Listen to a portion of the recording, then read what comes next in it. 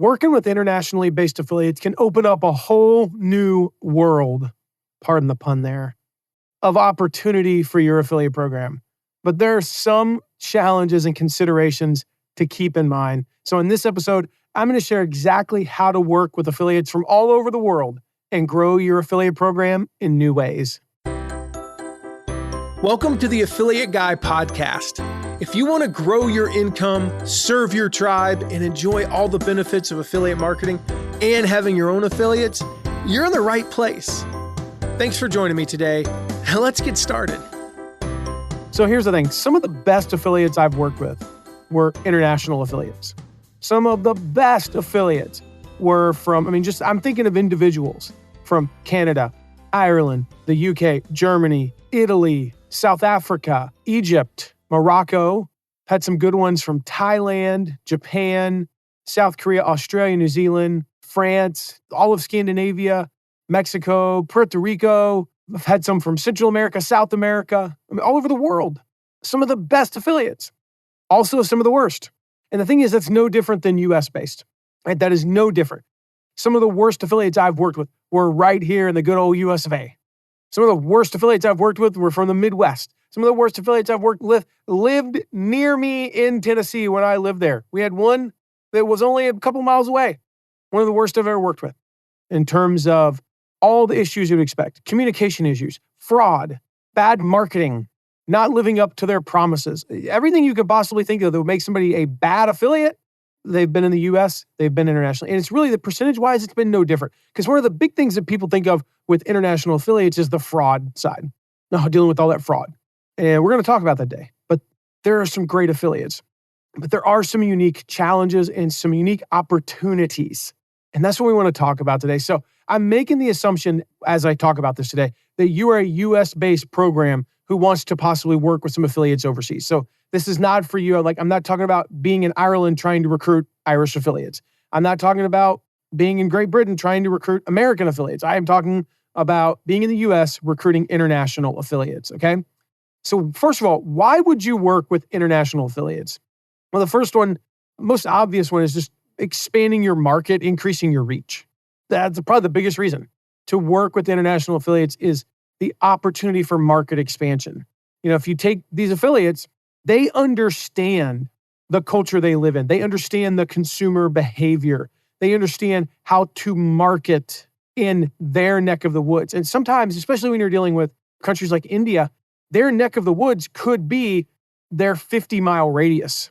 We think of how do you market to Americans? And yeah, there are some nuances to marketing to somebody in Georgia versus Minnesota, but it's virtually the same. There are dramatic differences between marketing to somebody in New Delhi or Bangalore or Pune, India. There are dramatic differences to marketing somebody in the rural areas of China versus Shanghai versus Hong Kong. There are dramatic differences marketing to somebody in northern Germany versus southern Germany. And they know their area. They know those consumer behaviors, like I said, and the preferences and trends that are going on, that local insight. And so when you have international affiliates, you can extend your reach beyond the American borders in this case. You get to tap into new demographics and markets that maybe you could never market to profitably. And I'm not talking if you're a multinational, multi-billion-dollar publicly traded company, yeah, you've got the money to go hire a director of European operations and hire a bunch of people in Europe and spend hundreds of millions of dollars to market over there. You can do that profitably over time. But for the average company, average meaning under $50 million, under $100 million even, it's hard to do that. So you need to get international affiliates. It's the only profitable way to reach into those new markets. And the second thing, and I sort of touched on this, is the cultural relevance, that cultural authenticity. Here's the thing. They know their market better than you do. They know their market better than you ever will. And they bring much more to the table than just an audience. They know they have that local expertise. They know their local market. They know the competitive landscape. They know the regulations. That's the other thing is when you're breaking into a new country, sometimes you don't know all the laws. You'll need to learn them, but they know them. I consider that insider knowledge. And that's one of the things I found is these international affiliates, sometimes they had US-based audiences too, by the way. But with their audience, in whether sometimes it was Canada. Canada is a little bit different than the United States in terms of marketing. The United Kingdom is a little bit different. And so they bring that local experience and those cultural sensitivities. That's another thing is we all see the billboards where Pepsi puts up a commercial, and because they use a translator app, it says, drink Pepsi, get diarrhea. Things like that. Drink Pepsi and your wife will die. Like they don't mean to do that, but it's a translation thing. And sometimes when you use American phrases and translate them into a foreign language, for example, it comes out wrong. Sometimes it comes out right, but it's a culturally insensitive thing to say. And I don't know that. How could I possibly? I'm a single individual. How could I know hundreds of different cultures' sensitivities? There's no possible way. But that local affiliate does. The third thing is it's going to introduce a new level of innovation, a new level of creativity. Anytime you bring in diversity. And I know that's a buzzword today, and that's not necessarily what I mean. I mean diversity of thought. When you bring in diverse perspectives, that leads to more innovation. Because they're going to ask questions that you would almost think, gosh, that's a really stupid question if an American asked that. But when somebody in another culture asks that, I go, all right. And that opens new doors.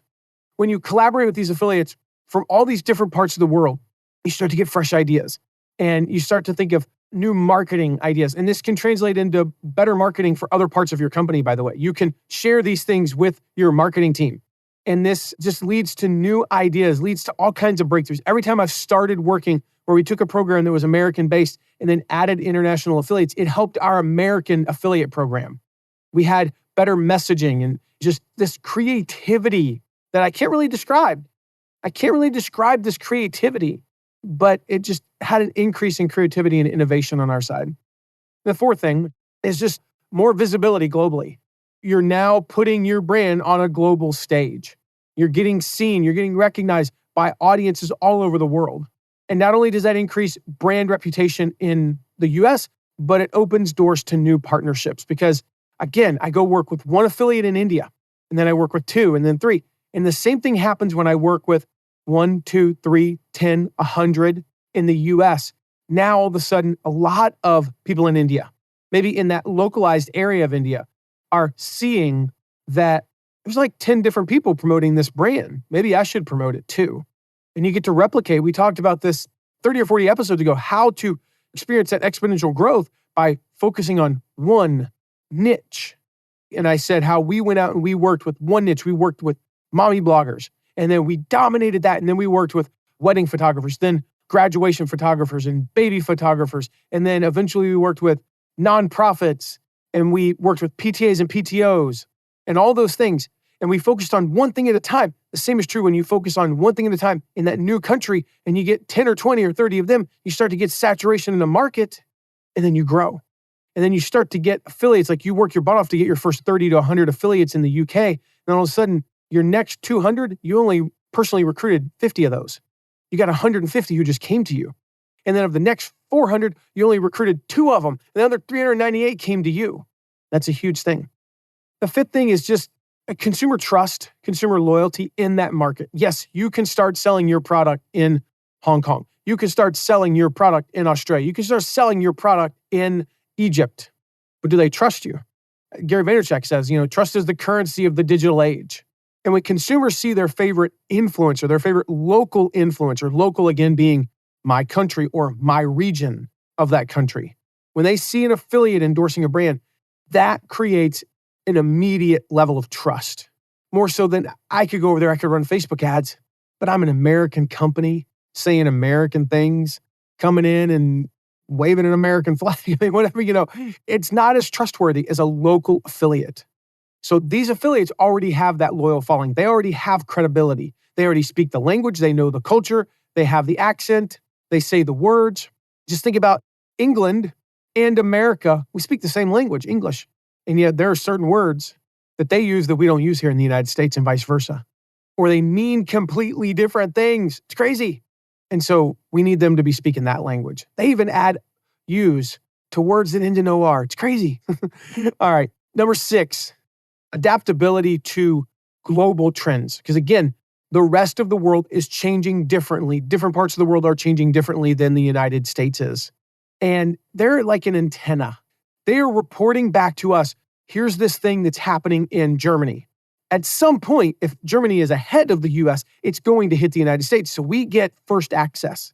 We get first access to, think about years ago when I grew up in Nashville. I grew up in Nashville, Tennessee, and I would go back to Nashville for, weeks at a time. And Nashville is Music City, right? Then I'd go to college in Knoxville, just 3 hours away, with different radio stations. And this song that I listened to over the summer in Nashville, and it was number one in Nashville in mid-June. I'm thinking there's a song in particular, if you remember the song Lullaby by Sean Mullins. Everything is going to be all right. Rockabye, rockabye. Anyway, no, I'm not going to sing it. But it's one of my favorite songs. That song was like the number one song in Nashville in early August of 1998, I believe. I go back to college. It's not the number one song in Knoxville and most of the rest of the country until October. I was already tired of the song. A great song, but I was already kind of like, I've heard the song 100 times. Being in Nashville put me on the front of all the trends that were happening in music. I was a Hootie and the Blowfish fan 6 months before they were huge. I was already tired of REM's first album before they'd ever made it big. The Foo Fighters. Nobody even knew Dave Grohl had left Nirvana, and I was already like, I love the Foo Fighters. Same kind of thing. Pearl Jam, all these bands that came up in that time. I was 3 to 6 months ahead. And that's the same thing when you work with international affiliates. Sometimes Germany, sometimes Italy, sometimes Japan, they'll be behind the United States, and that's fine. But sometimes they're ahead, and you get to position your brand as a trendsetter rather than being a follower because you have access to those international affiliates. So that is 6 reasons why you should work with them. Now, I mentioned there's some pluses, there's some minuses. There are challenges to working with them. So what are those challenges in working with international affiliates? Well, the first one was pretty obvious. Just, we talked about the positive of the culture and the language, but there's also a cultural and language barrier. There's just different cultures. There's different languages. I cannot stress the importance. Communication is the heart and soul of a successful affiliate program. And when you have this language barrier, it creates an obstacle and there can be misinterpretations. I can't tell how many times I've written back to an affiliate. I'm responding to them like I would anybody else. They're like, oh crap, as soon as I send the email, I'm like, wait a minute, that guy is not going to understand what that means. I think of the comedian Jose Sardui, and he talks about they had some contractors in their house. His mom is from Cuba, and she really did not understand any of our local idioms. And she was like, this contractor had put in something that she didn't want. She's like, he says, I am not paying for that. And he's like, oh, ma'am, I'm so sorry. I got a wild hair up my butt on that one. And she's like, I did not need to know that. And she doesn't know what that saying means. So if I type that in an email to an affiliate, it's like, what the heck? So you need to just be thoughtful. You need to think, make sure you pay attention. Okay, that's right. This person is in this country and here's how that's going to come across. Stick to more basic communication and less colloquialisms. Don't try to be as funny. It's not that you can't be funny, but maybe try a little bit less, and I have to be careful of that. I would say things like wild hair at my butt. And for those of you in Germany, you're like, why is he talking about his butt? Because that's a saying in America that means crazy idea. All right. The second challenge is just regulatory. You've got different laws, different countries, different regions. When you're dealing with international affiliates, they don't know the American laws, but you have to follow them, and therefore your affiliates do. For instance, if you got international affiliates, and they have any U.S. audience whatsoever, they have to abide by the FTC rules. And I'll link to that if you want to know. By the way, I've done a couple episodes on FTC rules and the changes for 2023. I will link to that. I've even got a template that you can download if you need to create affiliate terms and conditions. I'll link to all of that so you can make sure to grab those. But my point to that is, if they don't know what the FTC is, what does that even mean to them? But as far as they know, they just need to know they need to follow American law.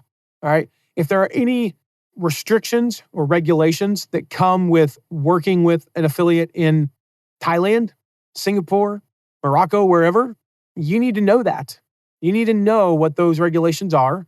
It's one of the advantages to working with a network. I recommend ShareASale. I've put 2 of my clients on ShareASale this week. Actually, 1 client and 1 friend. It's a friend of mine that I recommend his company go up on ShareASale. I put 2 people up on ShareASale this week. Why? Because they're the affiliate network that I recommend. I'll link to them in the show notes. But here's the thing. They take care of that. They make sure that they tell us, hey, this affiliate's in Egypt. Here's what you need to know. This affiliate's in, Kyrgyzstan, you need to know this. So that's one of the advantages to working with a network. And if you don't work with a network, get a good attorney that knows international law. All right, number 3 is a big one. Outside of South America, Canada, Central America, any of the Western Hemisphere, which accounts for roughly 20% of the affiliates, most of the affiliates are going to be 4 or more hours away from me in terms of their time zone. So these time zone differences are going to be a challenge. Hey, I'd love to set up a call with you. Cool. 5 a.m, my time, or 8 a.m, your time. Neither one of those is great. There can be a delay. If I send an email out at 3 p.m. and I have a large European affiliate program, 20% of my affiliates are in Europe, 3 p.m. is not a very good time. That's 7, 8, 9, 10, 11, depending upon where they're at in Europe, p.m. Now they're going to respond at 5 o'clock in the morning, my time, and I'm not going to respond until 10 in the morning, and we're almost at a 24-hour cycle. So if at all possible, and again, you can do this with most tools. If you're running an in-house program and you're using like a tool like Gmass, I'll link to that in the show notes. That's what we use for our mail merges with our affiliates. I do not recommend, by the way, that you use, if your affiliate program is on Infusionsoft or Post Affiliate Pro or any of those, that you use that system to email your affiliates. There's a whole episode I did like 300 episodes ago. I don't have time to get into that for this episode, but the basic reason is the deliverability rates are terrible. And if they unsubscribe from your marketing emails, they also unsubscribe from your affiliate program emails. And it's a really bad thing. All right. It's a disaster. So don't do that. Use something like Gmass. There's other tools as well. We just use Gmass because we love it. Use Gmass, send your affiliate emails that way. But either way, if I'm scheduling an email and 60% of my audience is in America and I want it to go out about 10 a.m., but the other 40%, let's just say they're all in Europe, I need to send that 4 or 5 hours earlier, or even 6 hours earlier. I need to send that earlier in the day. So now that email goes out at 4 a.m, my time. Great. They respond at 7. Cool. I'm able to get to their email first thing at 10 a.m. That's still 2, 3, 4 p.m. for them. They now get a same response. Now we're in an 8-hour window, 9-hour, maybe a 12-hour window of responses versus a 24-hour window of responses. So be cognizant of those time zone differences. Communicate with them at a time that's effective for them. Again, I can't get on a call at 4 a.m. All right, now if it's a big enough affiliate, I might. I'll figure out a way. I've done calls at 7:30 in the morning. It's not a big issue. I've done calls at 8 o'clock at night if I need to, but I try not to. And there's nothing I can do for a small affiliate who wants to talk to me at 10 o'clock at night. I can't. Sorry, I just can't do it. That's my family time. But if a small affiliate wants to talk to me at 2 p.m, I absolutely can. All right, next one is just the payment issues, currency conversions and all that stuff. We just dealt with this with a client. We got into their system to pay the affiliates and we forgot to change a setting.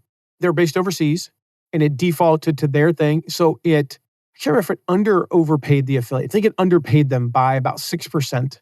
The conversion rate's pretty close, but it underpaid them by 6%. Oops, it happens, right?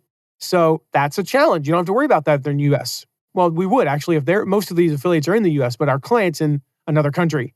So that's where the issue was. The same is true if they are overseas, and you just need to make sure you pay attention to that. If you're doing anything other than like PayPal, you're dealing with international banking systems, exchange rates, transaction fees, all these things, you just need to make sure you're accounting for that. And here's the thing. If you're going to pay your affiliates in US dollars, you need to be clear in your terms. I'll put a link, like I said earlier, to the terms and conditions template. Just put something in your terms that says we pay in US dollars, and that might be more or less when it converts to your currency. And that's what it is. If there's a transaction fee, you have to decide who's paying the transaction fee. Typically, with our bigger affiliates, we'll just eat the transaction fee. With our smaller ones, we'll say, hey, it's best if we only pay you once every 3 months. And if you agree to be only paid every 3 months, we'll eat the transaction fee. If you want to be paid every month, you'll have to eat the transaction fee. So there's some ways around that, but be aware of that. Obviously, number 5, quality control, brand consistency. Again, we're dealing with diverse cultures. There's a challenge there. We're dealing with different regions and different people who interpret these brand messages differently. And we've got to be sure that we are controlling the brand representation. For most companies, that's a big deal. So I mentioned before that having that local international affiliate, meaning they're local to their region, that gives us the advantage because they're representing their people in that area. They know their language. They know their culture. But the balance that we have to strike is that they also have to represent us. So for me, we want them to be able to create their own creatives and use their culturally relevant things, right? But they need to run them by us. We just want to make sure they're on brand. So that's all I ask. With international affiliates, hey, if you're going to create your own graphics, your own messaging, just run it by me real quick. I'll take a quick look at it, improve it in a few minutes. Again, I'll try to improve it as quickly as possible because if you email me at 9:00 at night, I'm not getting back to you till 9:00 in the morning. And then you're in bed. I get it. So it might take 24 hours, but we do try to respond quickly to those. So just ask them to run it by you. That's all.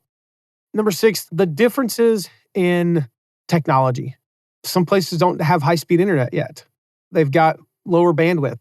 And so we need to make sure that if we're going to work with international affiliates, an affiliate, say, in sub-Saharan Africa, or even parts of the Middle East, where they don't have that technology infrastructure as much. And again, this is rare, but in some areas they just don't. Even in Eastern Europe, they still don't. So we need to make sure that we have opportunities for them to promote maybe on a lower bandwidth. So maybe a little bit less graphic of a website. Make sure your images are compressed and things like that. If you've got a 50-page sales page, like 50-page downs, right? Some of us do. I mean, we have one that's over 20 pages and it converts great in the United States, terribly internationally. How do we convert that into maybe a 5 or 6 page one with a few less graphics? Like instead of a background image, it's just a background color. That's one of the things that we do that makes it really easy for those pages to load for slow bandwidth is just eliminating background images. So we'll just create a completely different version. We'll clone that, change 10 of the background images to background colors, and eliminate a few more images and cut off half the page, and we're done. It's super quick, actually. It takes us less than an hour, and it's worth it. All right, the next thing I want to address is fraud. Anytime you're working with international affiliates, here's the reality. The fraud rate is higher. It is not astronomically higher. It is not higher in terms of, if you got 100 American affiliates, you might have one that's a bad apple. If you have 100 international, you may have 2 that are a bad apple. And it's really more like out of 1,000, you'll have 1, and out of 1,000, you'll have 2. You go, that's twice as high. Yeah, it's 2 out of 1,000. It's not dramatically higher, but it is a little bit higher. How do we combat that? Number 1, you've got to be more rigorous with your vetting, with your screening. I'll just say this. With the affiliate programs I've run that have a track record of being susceptible to fraud, okay, this is the important thing. If it's not susceptible to fraud, you don't have to worry about it. But if it is, we have set rules up that basically, we don't do this automatically, but when I look at, say, 20 applications in a day, 10 of them are US-based, 10 of them are international. The 10 US-based, I'll spend a couple of minutes on each one, and I approve them if they pass. On the 10 international ones, there are certain countries, this is just the reality. The reality is they have had a higher fraud rate. Does it mean the people of that country are bad? Of course not. But they have had a higher fraud rate. And so when I deal with those countries, based on my experience, I vet them more rigorously. I make them jump through more hoops, essentially. I will look at their site. I will do a background check on how old the domain is. If we're on a network, I will not accept an international affiliate that doesn't have a highly positive rating from the network. And then I will decline them. And that gives them an opportunity to follow up with me and say, I was declined, but here's why I think I should be accepted. And at least it starts a conversation. So I vet them a little bit more stringently. The second thing is we just put it in the terms and conditions. Again, I mentioned that before. You can download the template, but we put in specific terms that combat fraud. And we require them, both international and US, to adhere to ethical marketing practices, to abide by the legal standards, to abide by the data protection regulations, all those things. We keep an eye out for the international laws around those. And we are a little bit more lenient with the US person who violates the terms. Again, there are levels, but it's like, oh, you violated this thing that's buried in the terms and you didn't know, and you've otherwise been a good affiliate. This is your warning, don't do it again. If you're international and you come out of the gate and immediately violate the terms, I'm more likely just to ban you from the program. That is just the reality. And again, from my perspective, it's a protection for my clients and for me. I also monitor traffic quality from affiliates that are international a little bit more so than the US, affiliates the first couple of weeks. We use anti-fraud technology. There's so many out there, I can't even name them, but there's a ton of different ones. You could just Google it. I don't have a recommendation because I've used 10 different ones and they're all great, but also all had flaws. But I'll use that. I'll use some anti-fraud technology. And again, I use it more on the international affiliates early on to identify any patterns, irregularities, looking for fraudulent activity. And again, I just audit them a little bit more frequently than I do a US-based affiliate. The last thing really is that I want to, more so than a US-based affiliate, I want to be in touch with an international affiliate. That's why I said I'll decline them, but I'll send an email that says, hey, I declined you. Here's why. If you disagree, let's talk. And I want to talk to them. Like, what kind of vibe am I getting? What kind of vibe am I getting via email? And I realize there's a language barrier, but how are they going to effectively promote my product if they can't effectively communicate with me? How are they going to effectively promote this product if literally their emails it feels shady? I feel like I'm a part of a scheme. Like, hey, how are you planning on promoting this? And they just say SEO post. That's their entire reply. No. Like, I need more information than that. What are you going to be doing? What value are you going to bring to my affiliate program? That's what I want to know about all affiliates, but more so with international, again, because of the slightly increased rate of fraud. I just have to be a little bit more careful. As far as communication with affiliates, I mean, first of all, I touched on this earlier, but learn their culture. Learn their culture. Cultural intelligence, right? So take the time to learn their cultural norms. What are their business practice, communication styles? One of the examples is holidays. Don't assume that they know what your holidays are. Don't assume that everybody in all over the world knows that July 4th is a big day in the United States, or the MLK Day is a big day, or Labor Day or Memorial Day. They probably know what Thanksgiving and Christmas are, of course. But even Christmas is on different days. If you got like Orthodox, non-Orthodox, there's like 2 or 3 different Christmas days.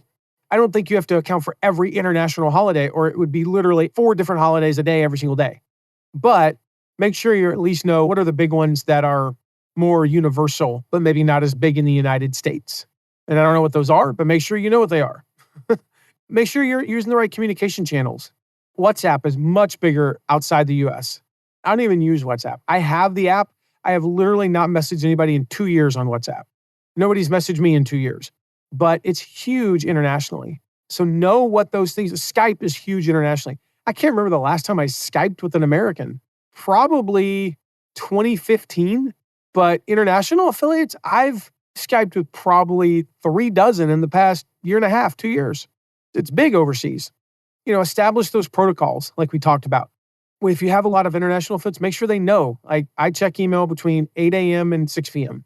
Eastern time. Here's how to convert to your local time. Make sure they know when you're available, via phone. Now, if you've got a huge amount of affiliates in an area, consider hiring a virtual assistant or an affiliate manager in that area. If 10% or more of your affiliates are in a completely different country that speaks a completely different language, or that is more than 3 hours outside of your time zone, maybe 4 hours. Let's say more than 4 or more. Hire somebody there. Hire somebody in the UK. If you got 20% of your affiliates in the UK, hire somebody there. Hire somebody in Asia. At least they'll be on the right time zone, right?